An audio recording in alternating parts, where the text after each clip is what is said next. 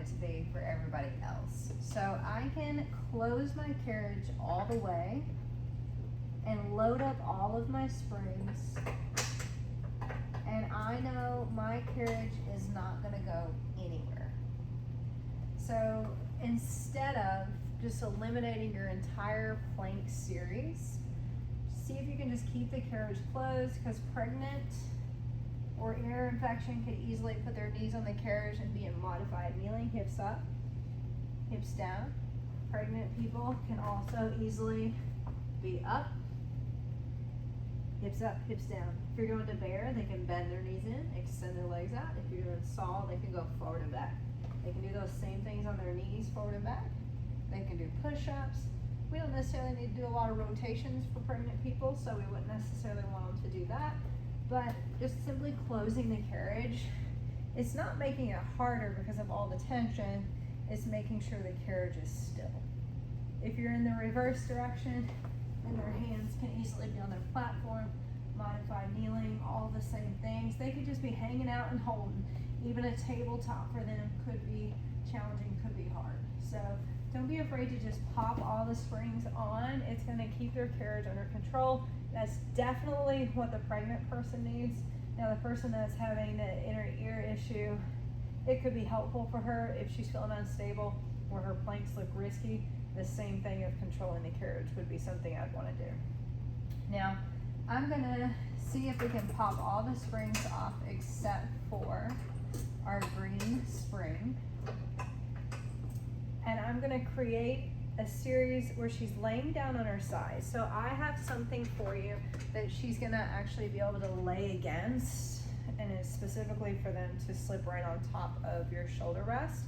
So once we get to that 20-week mark, which is where I think you said she is, that's where we want to just lose the script of what we're normally doing. So like in my classes, we didn't lay on our backside for very long because she needs to be propped up now, but that doesn't mean I didn't go on my side and do a lot of sideline work instead. And I didn't do back-to-back hands and straps, double leg pressing so that we're down for 10 to 15 minutes. It was pressing at tops 5 minutes. Now, if she's elevated, which with this prop, she's gonna be elevated and pushing her legs against the foot bar, then you can stay there as long as you need to for the rest of the people to think it's challenging, because she's elevated and up. So since she's at that 20 mark until you get the prop on Monday, instead I would want her to be up on this ball, so place it right at the ribs so that we keep pushing out. She can anchor and hold on to this guy, and all of your footwork would just be sideline style.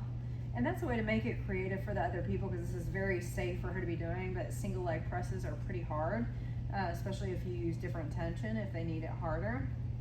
So playing from being on your backside to being on your side, they wouldn't notice that you're necessarily catering to her. It's probably something that everybody's not doing sidelines, so in your class they might appreciate it. And then upper body. So upper body can easily be worked once we're in position. I'm gonna have my short loop or my long loop. A lot of times people don't have a lot of delts, so that's pretty hard to be doing that right there, and they'll have some sloppy form, so I might go long loop. You can go just like a front raise, the arm can go down and up. And we could collapse, and that would be doing nothing for the other side, or we could lift up, and it'd be getting our obliques quite a bit. Now I'm gonna make it harder. So I'm gonna let my bottom leg relax, and I'm gonna bring my right leg up, and then I'm gonna bring my right leg down. I'm gonna look over my shoulder, right leg up, right leg down. There's gonna be a moment where I hold my hand right at my hip line, and I'm gonna see if I can bend both and kick both. Bend both. Exhale, kick.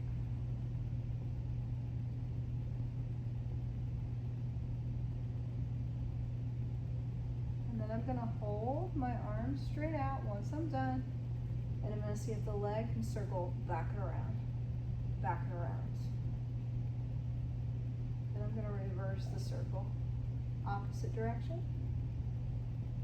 Then I'm gonna see if the arm and the leg can go forward right in front of my heart, and then swing back.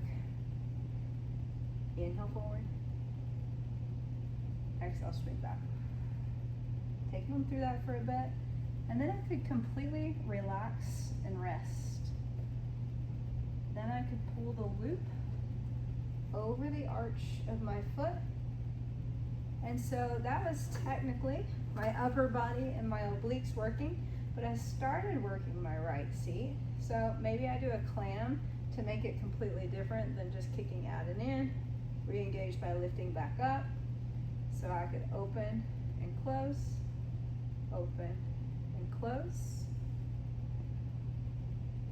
Keeping the heels together and the toes apart.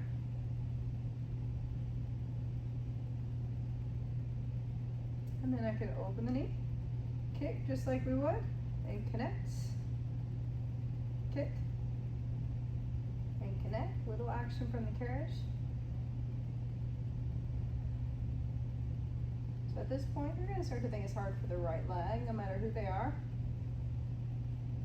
So I'm gonna stretch my leg up, and I'm gonna keep it flex. My toe's gonna point down and rotate up, down and up. Rotate for a bit, hold tippy toes up, and then go micro kicks out, out, out. Bring it in, grab the strap, and again, you're trying to have as limited action as you can with these people. So all they have to do is sit straight up.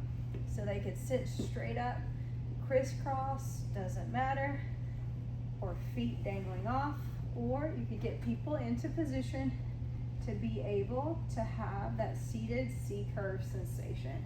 So I'm gonna see if I can bring my hands up, and I'm gonna march my right leg up and down. So they're familiar with this oblique twist that we've done quite a bit, but now we're gonna really get into the core by simply holding the strap right here at my heart line. Here's 3, 2, and I'm gonna lift my right leg up. So we've got pregnant people being able to hold on to the strap for the sake of balance, and I'm gonna push out and in. If that felt way too much for her, all she's gotta do is let go of the strap, turn and face the opposite direction. Otherwise I go out, in, out, in. And again, pregnant person doesn't really need to twist, so I'm gonna leave it out in 4, 3, 2, let's leave it out. Let's reach it out to our tippy toes and hold for 5,